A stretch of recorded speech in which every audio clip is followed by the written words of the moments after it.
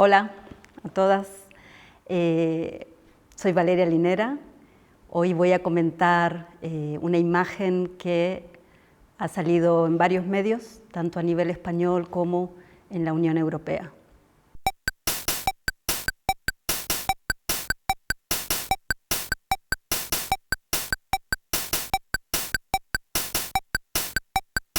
Esta imagen es una fotografía reciente publicada el mes de junio de este año, en el 2024, y lo que vemos es un pequeño grupo de personas que están mirando otra fotografía.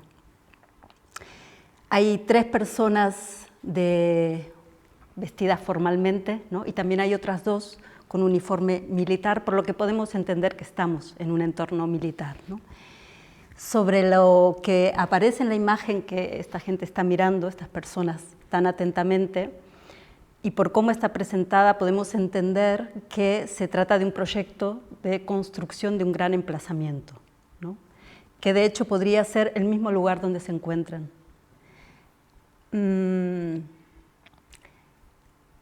Si bien hay zonas que están techadas, no parece que se trate ni de un edificio de viviendas, ni de un centro social, ni de una escuela, ¿no? Más bien parece a primera vista, por los reflectores y por todo el espacio que hay al descubierto, pareciera que se trata de un campo de fútbol, podría ser, ¿no? Pero si miramos con más detalle, vemos que hay rejas, que hay alambres y que también hay torres de vigilancia, ¿no? Lo que nos sugiere que en realidad en lo que estamos es de lo que se trata es de una cárcel. Una cárcel que tiene que ver más con un entorno militar que con un entorno policial. Sin embargo, más allá de lo que aparece de concreto en esta imagen, los aspectos más importantes de lo que está pasando allí no aparecen, no los podemos ver, ¿no? Esta imagen por sí sola, si no va acompañada de un texto, no permite comprender la complejidad de lo que está sucediendo.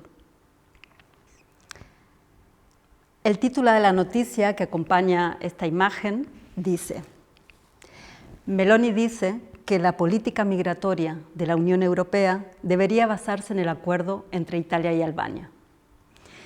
Entonces, si juntamos ambas informaciones, la fotografía y el texto, que están presentadas de modo complementario, lo que nos viene a decir es que la política migratoria de la Unión Europea que propone Meloni y el tratado entre Italia y Albania es la construcción de cárceles.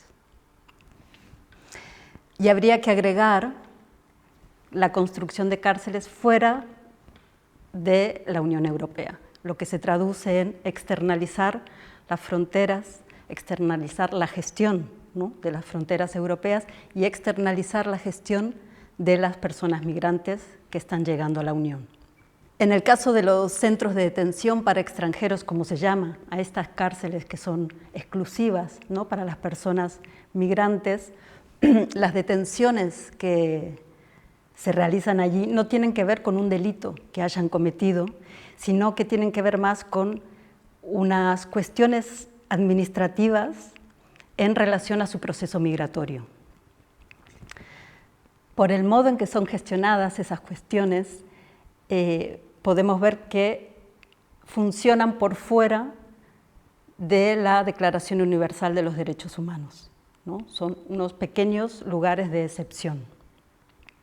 Entonces aquí cabe la pregunta de si se trata de un establecimiento estatal en funcionamiento dentro de un Estado en democracia, ¿cómo es posible que pueda saltarse los principios de la Declaración Universal de los Derechos Humanos? Cuando se habla de migración, como dice este titular, no es cierto que tenemos ya una imagen internalizada de cómo son esas personas a las cuales refiere esa palabra y de cómo son los cuerpos de esas personas que encarnan, ¿no? Esta fotografía Tiene relación también con la otra fotografía que analizaba Lucía Egaña en otra de las cápsulas de Apunts de Vista, en el que vemos un grupo de personas en una barca en el mar, ¿no? Y también, como decía Lucía, la fotografía, esta y en general todas las fotografías, van acompañadas de muchas otras fotografías que arman un régimen visual mucho más extenso.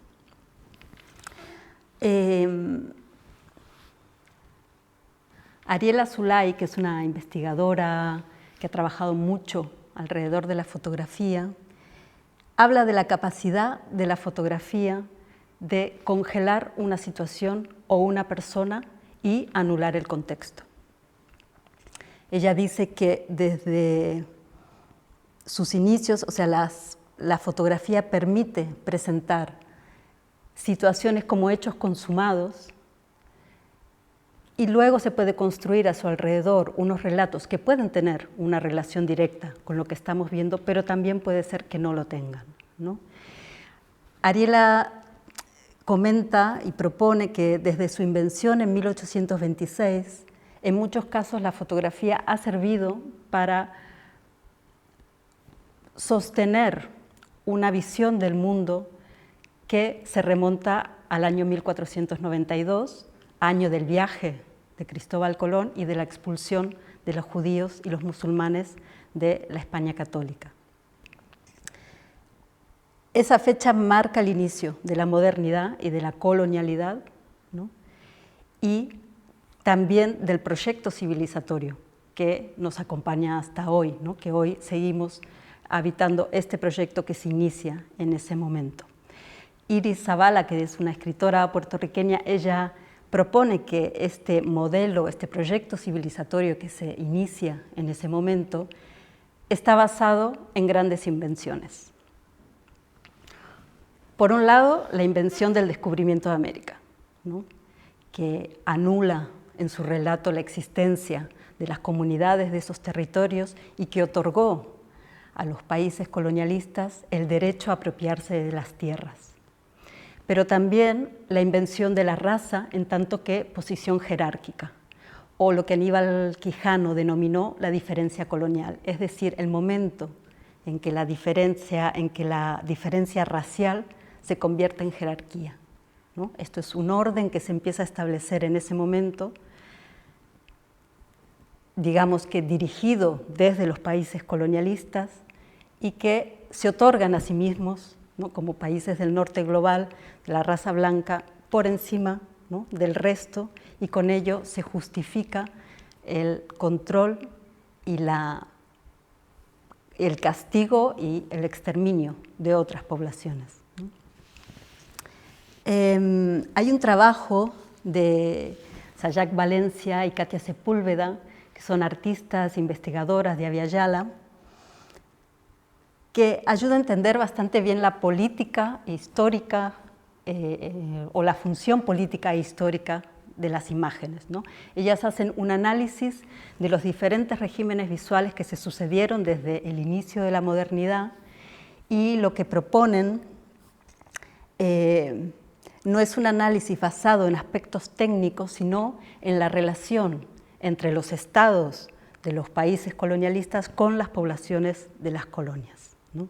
Entonces, ellas analizan cómo esa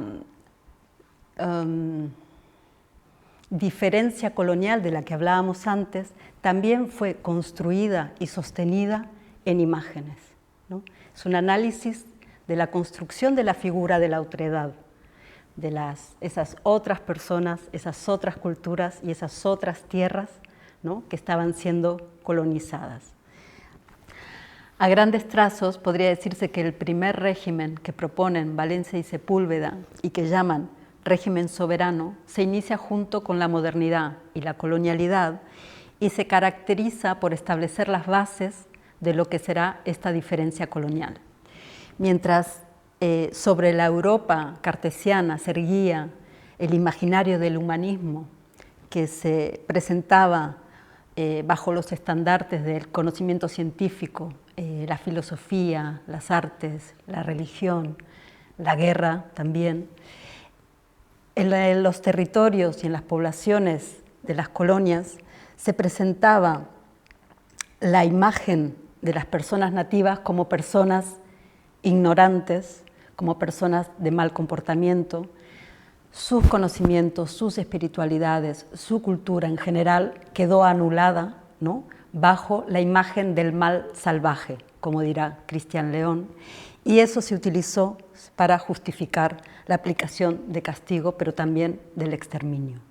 El segundo periodo que proponen las autoras y que llaman panóptico o de vigilancia se inicia junto con la invención de la fotografía. Este periodo ya no se caracteriza por el castigo y el exterminio de las poblaciones, sino en el capitalizar su trabajo y sus tierras, ¿no?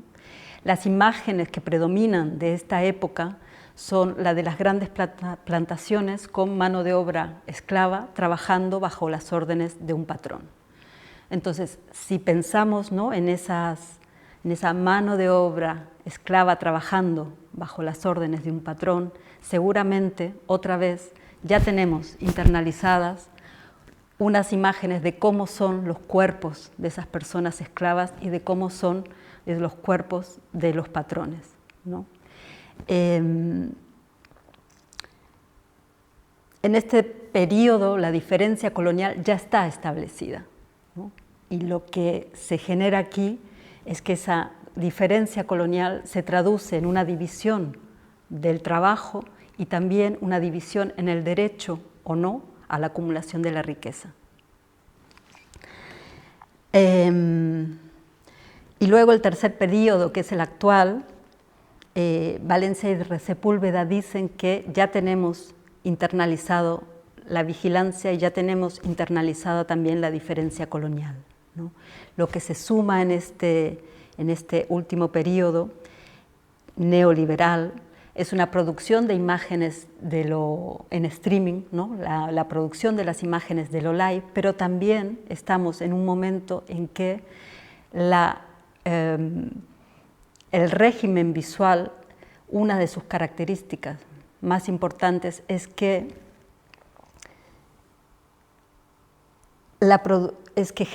hay una producción de formas de percepción estetizadas que iconizan y rentabilizan la violencia.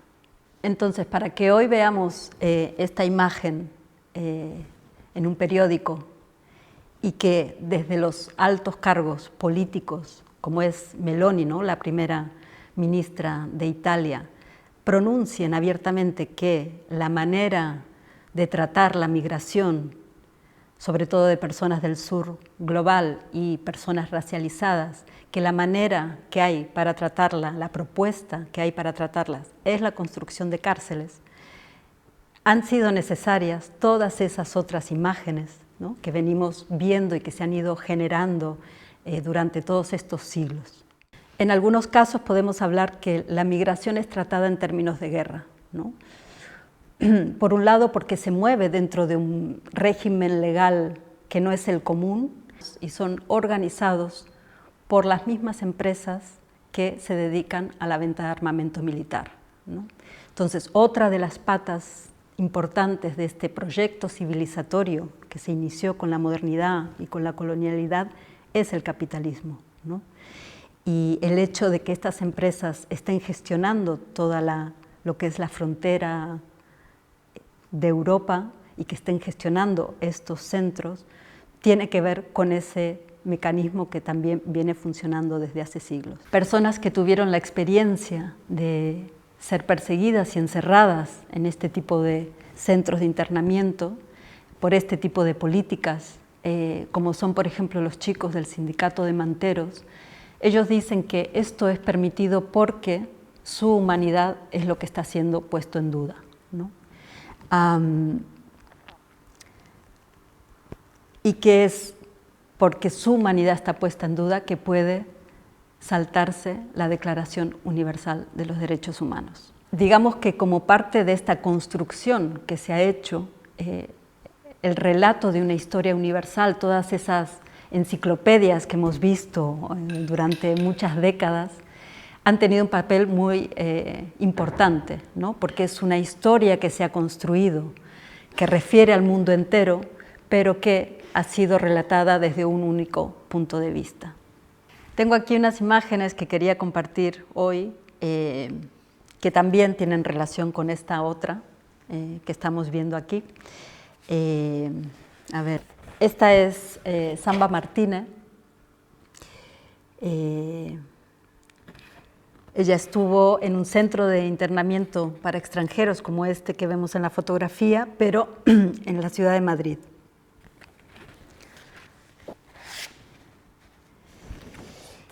Él es Idrissa Diallo, que también estuvo en un centro de internamiento, pero aquí en Barcelona. Ambos, tanto Idrissa como Samba, fallecieron dentro de los centros por falta de atención médica. Samba en 2011 y Idrissa en 2012.